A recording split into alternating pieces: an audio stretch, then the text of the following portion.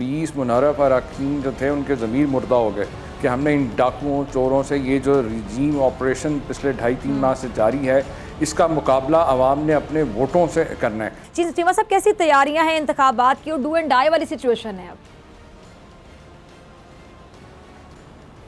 जी शुक्रिया डॉक्टर साहबा। बिल्कुल जैसा आपने कहा कि ये दोनों फ्रीकैन के लिए जो है ये इसमें स्टेक्स दोनों तरफ से काफ़ी हाई है और ये एक आम इलेक्शन से इसकी अहमियत और नौइयत टोटली फ़र्क है,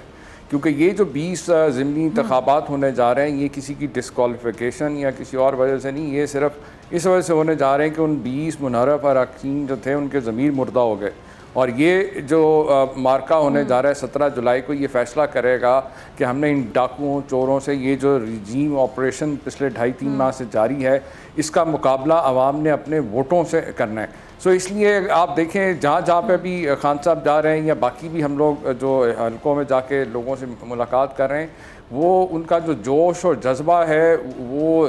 बिल्कुल पहले कभी इतना जोश जज्बा देखने को नहीं मिला। और इसके साथ साथ अवाम का जहाँ पे महंगाई के ख़िलाफ़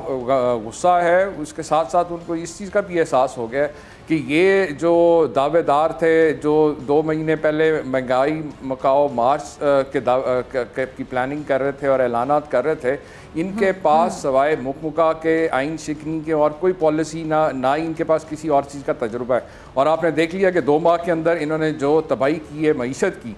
कि आवाम की जो चीखें निकल गई हैं, इसके बावजूद हम देखते हैं कि ये अपने लिए इन्होंने 1100 अरब रुपए के जो चोरी के करप्शन के केसेस थे वो माफ़ करा लिए और सारी तकलीफ़ जो है जो सारा महंगाई का बोझ है वो इन्होंने अवाम पे मुंतकिल कर दिया है। आज भी इन्होंने जो घरेलू सार्फिन के लिए गैस के 335% जो है नर्ख बढ़ा दिए हैं, कीमतें बढ़ा दी हैं, यानी कि